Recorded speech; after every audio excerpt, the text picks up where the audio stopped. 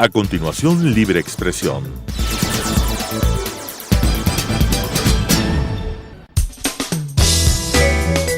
Clasificación B, bajo supervisión de un adulto.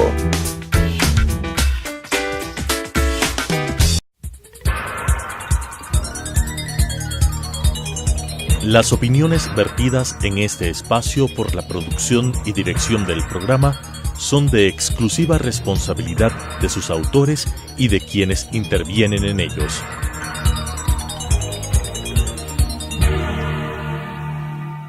Telesucesos Canal 29 UHF presenta Libre Expresión. Un espacio para defender los derechos humanos, impulsar la democracia y escuchar a la sociedad. Con la conducción de César Ricaurte. Libre Expresión. Hola, bienvenidos todos a esta nueva temporada de Libre Expresión, el primer programa de la nueva temporada de Libre Expresión por Telesucesos. Hace pocos días, en el programa de la periodista de televisión venezolana exiliada en Miami, Patricia Poleo, se revelaron los correos electrónicos que muestran la intervención del anterior gobierno sobre el sistema de justicia y sobre aproximadamente 17 juicios. Es un paquete de 144 correos agrupados en 119 páginas. Pero las evidencias de que el anterior gobierno, presidido por Rafael Correa, intervenía en la justicia, ya venía desde hace mucho tiempo. De hecho, nuestro invitado de esta tarde lo había revelado en un informe que había presentado a varias instituciones académicas. Nuestro invitado es Luis Pázara, abogado y doctor en Derecho por la Pontificia Universidad Católica del Perú, donde fue además profesor entre 1967 y 1978. Realizó estudios de posgrado en la Universidad de Wisconsin. En 1977 fundó el Centro de Estudios de Derecho y Sociedad, el CEDIS, del que fue director e investigador durante 10 años. Actualmente Luis es fellow en el DPLF, en esta institución, esta ONG con sede en Washington, D.C. Pero Luis nos atiende desde París, desde Francia. Gracias, Luis, por atendernos. Bienvenido a Libre Expresión. ¿Cuál es tu impresión inicial acerca de esta revelación de correos que viene a confirmar lo que tú ya habías revelado en un informe académico hace 2 años, si no estoy mal, Luis? 3. 3, perfecto. 3. Bienvenido, Luis. ¿Cuál es tu impresión? Gracias, César, por estar con ustedes. Mi impresión es que está ocurriendo, afortunadamente para Ecuador y los ecuatorianos, está ocurriendo algo similar con aquello que ocurrió en el Perú durante al final del gobierno de Fujimori, cuando aparecieron estos videos en los cuales se veía una serie de personajes recibiendo dinero del asesor principal de Fujimori, Montesinos, ¿no? Esto que estamos viendo en los correos no es nuevo, en realidad lo sabíamos. Lo habíamos visto varios de las personas que nos asomamos a esta temática, documentamos el caso, hicimos entrevistas y seguimos algunos casos en detalle. Sabíamos que esto ocurría, pero claro, no estaba el testimonio de los protagonistas, por así decirlo, los que manipulaban el sistema. Y ahora sí está. Ahora sí están las instrucciones, los intereses o la manera en que Correa se interesaba sobre ciertos casos, lo que decía Alexis Mera, la cuenta que le rendía ya a Correa, en fin, toda esta intimidad del asunto, gracias a esto que sabemos, y que finalmente lo que se escribe en Internet en algún momento se conoce, ahora lo sabemos. Entonces, claro, es un sentimiento de tener lo que los abogados llaman la prueba plena. Una prueba que además, Luis, no ha sido negada por los protagonistas. De hecho, el presidente Correa ha confirmado la validez de estos correos, la veracidad de estos correos, ha dicho en todo caso que han sido robados a la presidencia de la República, pero no niega la validez de estos correos. Y así señala algo que quisiera que tú me digas si es así. Él dice que él cumplía con sus funciones de presidente al intervenir en estos juicios. ¿Eso es así? ¿Un presidente de la República interviene en juicios en otros países? Bueno, hay una famosa frase pronunciada por Correa, que no puedo citar textualmente, pero que estoy seguro que todos recuerdan en Ecuador, que es esta, que ser jefe del Estado es ser presidente de todos los poderes y no solamente del Poder Ejecutivo. Esta frase, que me parece que recogió Osvaldo Hurtado en un libro importante sobre el periodo de Correa, revela esto mismo que está ahora diciendo Correa.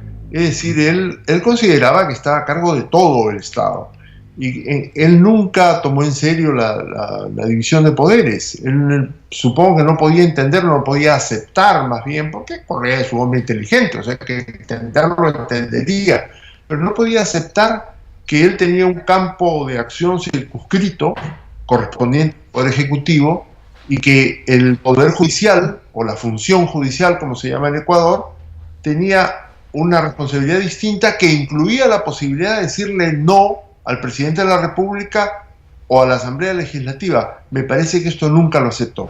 Y entonces, claro, esto muestra estos correos muestran la manera en que él se preocupaba y se interesaba en estos casos que no estaban bajo su competencia. Pero no es la primera vez, es decir, esto tampoco es nuevo. Las sabatinas mostraban periódicamente que el presidente Correa pretendía decir cómo tenían que resolverse los casos judiciales, y que cuando no se resolvían según su criterio, pedía que al Consejo, por supuesto en manos del doctor Yalc, que lo sancionara. Esto lo hemos oído todos. Sí, porque si algo debemos reconocerle a Rafael Correa es que siempre decía las cosas tal como las planteaba, como actuaba después. Y bueno, ciegos son los que no quieren ver. Pero Luis, estos correos también revelan la sumisión justamente de estas otras autoridades del Estado frente a este presidente omnipotente, ¿no? De este presidente que se consideraba el jefe de todos los poderes del Estado. La sumisión, por ejemplo, del presidente del Consejo de la Judicatura, Gustavo Yalc. ¿Cuál es tu criterio frente a esta sumisión que presentan a estas autoridades? Yo creo que hay dos figuras o dos situaciones distintas. Creo que hay quienes con cierta inteligencia, cierta capacidad y cierta ilustración, que es el caso del doctor Yalc, entran a un juego político para compartir el poder, ¿no? Yo creo que, y en este sentido, la responsabilidad de Gustavo Yalc es muy grande. Vamos a ver hasta dónde se establece esa responsabilidad, pero yo creo que es muy grande, porque él creo que no solamente se sometió, como tú dices, creo que es algo más que eso. Él es responsable de haber diseñado, montado una estructura para controlar las decisiones judiciales. Y creo que eso no fue obra de Correa. O sea, Correa tenía la intención, pero Yalc fue quien armó el sistema para hacer esa intención posible. Después hay el caso de los sumisos, efectivamente, ¿no? Y ahí hay una serie de personajes que mejor es no recordar con nombres. Si es del caso, la política ecuatoriana y los jueces ecuatorianos deberían establecerlos. La gente es que sí, efectivamente, con un papel menudo, quizá con el temor de que si perdían el puesto que tenían, o que si pierden el puesto que tienen, porque muchos de ellos todavía están en esos cargos, pues no tendrían otro. Y entonces esta era su máxima oportunidad. Cuando se publicó el informe al que tú has hecho referencia al comienzo, hace 3 años, hubo una serie de documentos, de manifestaciones oficiales. Yo recuerdo la del presidente de la Corte Nacional, que no recuerdo quién era en ese momento, y recuerdo también la del doctor Pazmiño, de la Defensoría Pública, que se apresuraron a desmentir, a negar lo que no podían desmentir. Entonces, en esos casos sí yo veo más bien sumisión. En el primero de los casos, que es el del doctor Yalc o el doctor Alexis Mera, por supuesto, al que no podemos dejar de tener presente, quien daba instrucciones formales por escrito a los jueces respecto a cómo debían decidir, y esto está documentado, creo que hay más bien una intención de compartir el poder. Uh-huh. Y en este escenario también aparece la ministra de Justicia, Joana Pesantes, y el esposo de la ministra, que era también quien daba instrucciones a los jueces. Es decir, Luis, se configura una red de funcionarios públicos que estaban operando para torcer la justicia. ¿Esto es un delito? ¿Podría configurarse como un delito? Yo lo he pensado, te confieso, César, pero creo que los abogados ecuatorianos deberían responder esta pregunta. Efectivamente, yo creo que genéricamente hablando, es decir, insisto, genéricamente hablando, estaríamos ante delitos contra la administración de justicia. La tipificación específica que corresponda a estos hechos debe establecerse en Ecuador de acuerdo al Código Penal vigente, que es relativamente reciente, para ver cuál figura es aplicable, pero digamos mi olfato tiende a señalar que efectivamente hay la posibilidad de que haya un delito en estos casos, ¿no? Es en todo caso una interferencia manifiesta con las decisiones judiciales. Tenemos casos en los cuales ellos han dicho a los jueces cómo había que resolver. Segundo, tenemos casos en los cuales ante determinadas decisiones judiciales las han impugnado públicamente y luego, a través del Consejo, han echado del cargo a los jueces que tomaron estas decisiones. Si eso no es interferir con la administración de justicia, no sé qué es. Y hay un tercer elemento en todo esto, Luis, que nos revela los correos. El tema de la designación de los jueces. Ahí también vemos que había una directa interferencia del Ejecutivo y que se descalificaba a candidatos por razones ideológicas y por su cercanía o no con el partido de gobierno. Efectivamente, mira, esto no fue materia de mi investigación. Te digo, yo no entré en ese terreno porque no podía hacerse todo. En realidad lo que vimos fue la independencia de los jueces que estaban en el ejercicio del cargo. Pero sí, durante las entrevistas a mí hubo varios entrevistados que se refirieron a este tema de las calificaciones. Recuerdo incluso que un entrevistado me dijo que en las hojas de calificación habían colores para identificar la simpatía o la antipatía, la cercanía o la distancia con el partido de gobierno, y que el color verde era el color que marcaba a los adictos, a los cercanos, a los complacientes, en fin, como quieras llamarlos, respecto a Alianza País. Esto yo lo he escuchado. Y por supuesto es muy grave, no solo porque claro, desnuda este asunto, desnuda lo que eran los verdaderos objetivos de la reforma de la justicia, de esta metida de mano en la justicia que proclamó también tan abierta y claramente el presidente Correa, sino que nos plantea un problema, o les plantea a los ecuatorianos un problema muy serio respecto al futuro.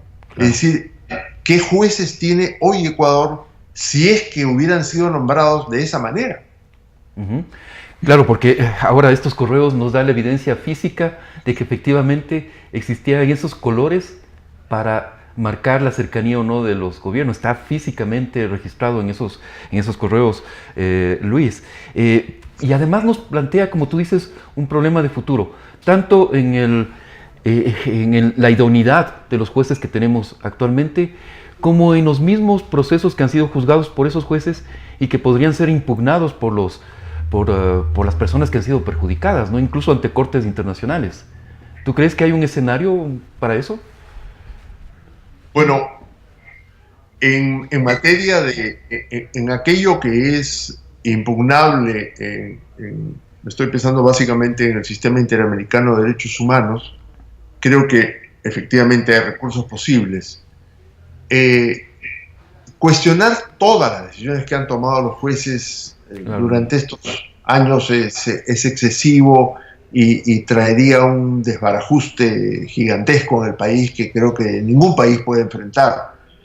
Pero claro, hay casos serios, hay casos de destituciones que tendrían que ser revisadas, hay casos de indemnizaciones que se ha obligado a pagar, porque el presidente Correa, cuando él personalmente, como ustedes saben bien, trababa una acción judicial, solicitaba indemnizaciones millonarias, que en algunos casos, que por supuesto le eran concedidas, por jueces complacientes, y que en algunos casos él asumía un papel generoso y luego perdonaba la suma, y en otros no. Entonces, en fin, estas cosas sí son revisables, evidentemente, ¿no? Yo creo que son y tienen que serlo. Uh-huh. Luis, cito una conclusión de tu informe: existe en Ecuador una utilización política de la justicia que compromete seriamente la independencia judicial en aquellos casos en los que está de por medio el interés gubernamental.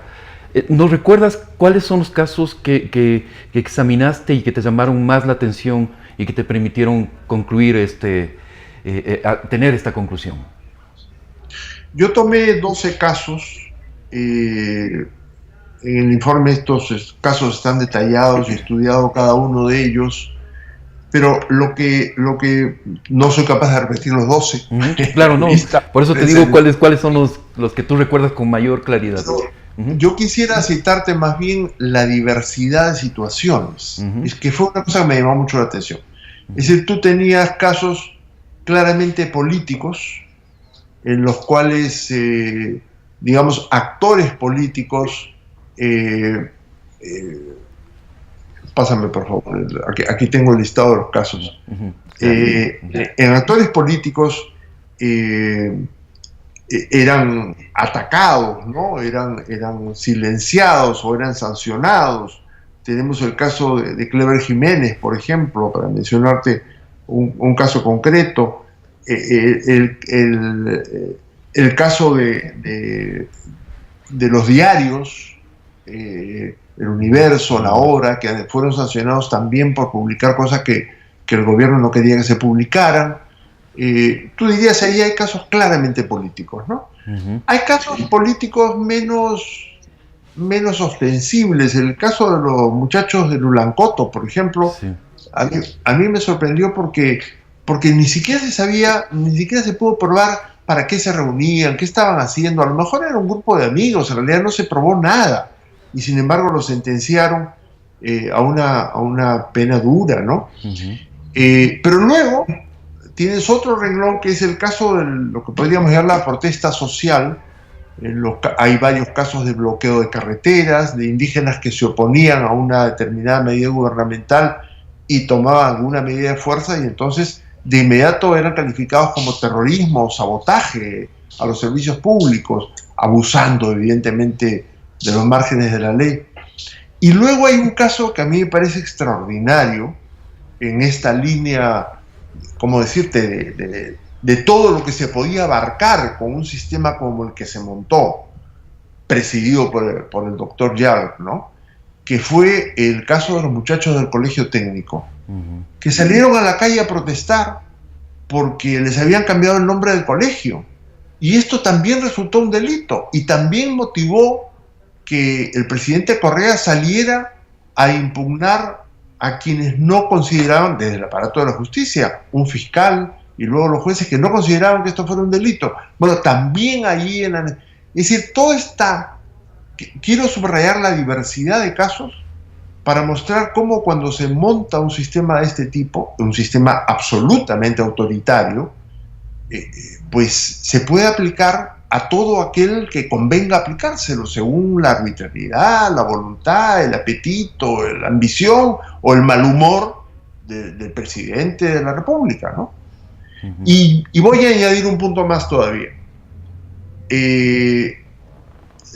Tú has citado una frase en la que efectivamente yo subrayo que este sistema pudo abarcar y probablemente abarcó todos aquellos casos, incluso casos tributarios, por ejemplo. Hay 2 jueces de la Corte Nacional que fueron destituidos por decidir un asunto tributario en contra de lo que sostenía las rentas internas. Pero cuando tú montas un sistema así, y confieso que estoy haciendo una analogía que no me parece forzada con el caso de Fujimori, cuando se monta un sistema de control sobre las decisiones judiciales, luego se puede usar en cualquier dirección. Es decir, también la corrupción puede ser un objetivo cuando el sistema ya está montado. Y Montesinos hizo eso. Montesinos controló el aparato judicial al principio por razones políticas, según los intereses de Fujimori, pero luego empezó a vender los favores. Claro, si podía controlar a los jueces, ¿por qué no vender sus sentencias? Yo no sé si esto ocurrió en Ecuador o no, pero digo, cuando se tiene un sistema de esta naturaleza, se puede hacer cualquier cosa con él. Claro, porque es un sistema, este sistema de control sobre la justicia, propicia por un lado castigar a quienes se oponen al gobierno, pero también premiar o dejar en impunidad a quienes son favorecidos por el gobierno en funciones, Luis. Y esto también sí se vio durante el Perú de Fujimori, ¿no? Así es, así es. Luis, tú fuiste duramente cuestionado cuando se presentó el informe. Recuerdo varias expresiones muy duras en las sabatinas del presidente Correa, luego, como tú recuerdas, expresiones del mismo Gustavo Yalc o del presidente de la Corte. ¿Ahora te sientes reivindicado de alguna forma? Bueno, reivindicado no sé si es la palabra. No te puedo negar que da una cierta satisfacción el hecho de que uno hizo un trabajo pues a conciencia, bien hecho, moralmente recto, que esto se llenara de insultos, de acusaciones falsas, de mentiras, etcétera, y que ahora se pruebe que lo que se decía allí era verdad y estaba documentado, etcétera, me da una cierta satisfacción. Efectivamente me la da. Pero ha habido otras satisfacciones, ¿no? La primera fue que un presidente de la República se ocupara de mí públicamente. La verdad es que creo que no ha ocurrido nunca, ni siquiera en mi país me ocurrió, ¿no?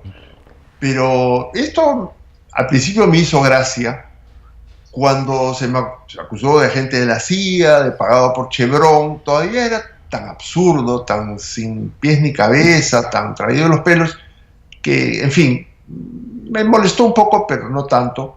Ya cuando se usaron otras expresiones, pues ya me gustó menos, ¿no? Y en ese sentido, si bien no me sentí pues, personalmente demasiado afectado, sí reconozco que hoy día me da una cierta tranquilidad el saber que todo ecuatoriano que quiere enterarse, pues sepa que lo que yo hice fue una cosa seria, bien hecha y bien fundamentada, ¿no? Luis, para finalizar, en este escenario tan complejo que nos demuestran estos correos de intervención en la justicia del Poder Ejecutivo, no tiene una salida fácil, ya lo decías tú, plantea un problema muy serio para el futuro. En el Ecuador se está hablando de una consulta popular y una de las cuestiones que se pondrían sobre la mesa para consultar al pueblo es justamente el descabezar estos organismos de control, incluido el Consejo de la Judicatura. O también se está hablando de un juicio político en contra de Gustavo Yalc, del presidente del Consejo de la Judicatura. ¿Cuál crees tú que es la salida? ¿Cuáles han sido los mecanismos que han utilizado otros países para avanzar en este proceso de transición hacia realmente una independencia del sistema judicial? No es fácil, César, esto, y te voy a tratar de mostrar los elementos que me llevan a pensar que no es fácil. Primero porque en muchos de los casos conocidos en América Latina, como tú sabes bien, en América Latina la independencia judicial es un bien escaso, es un bien preciado.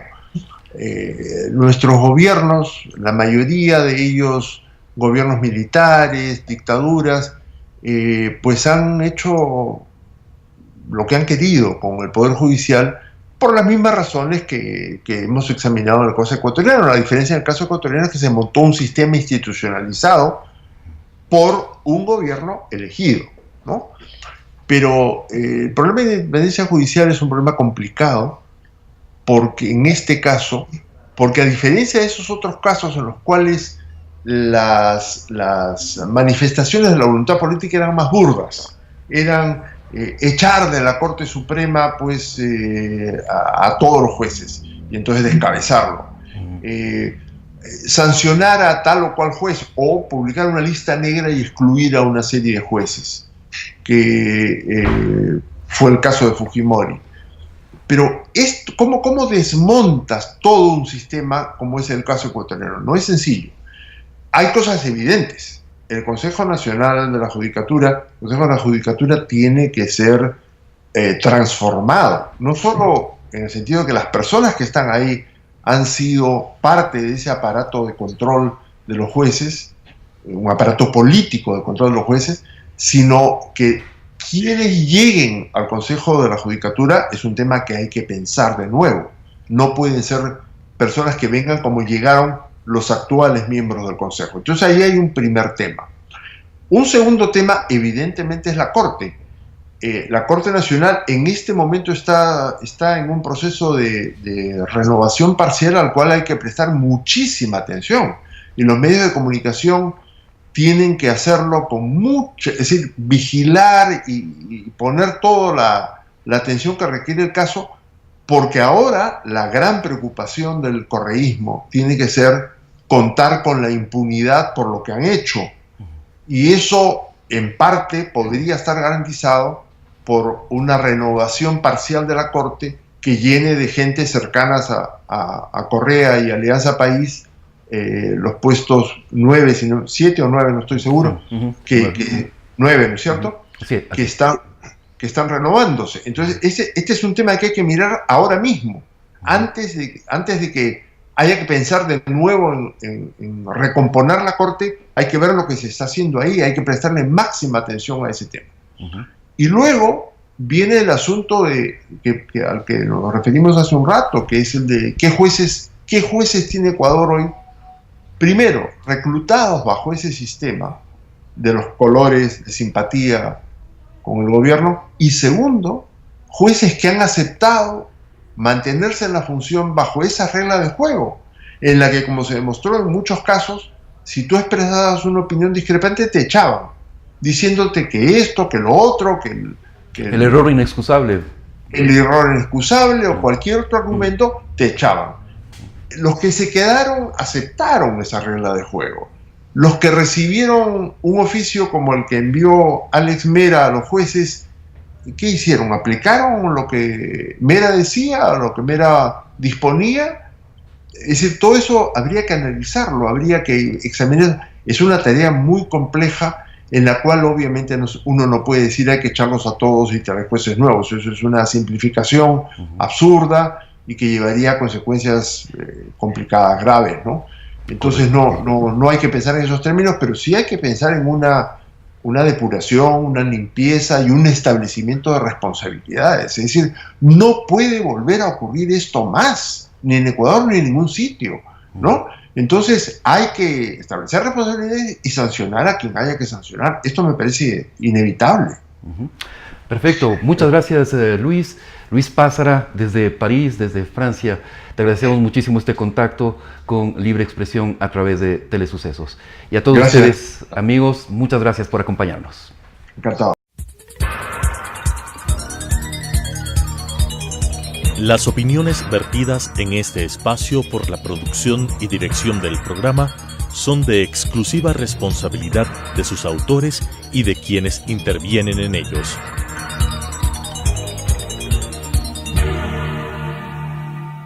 Telesucesos, Canal 29, UHF presentó Libre Expresión.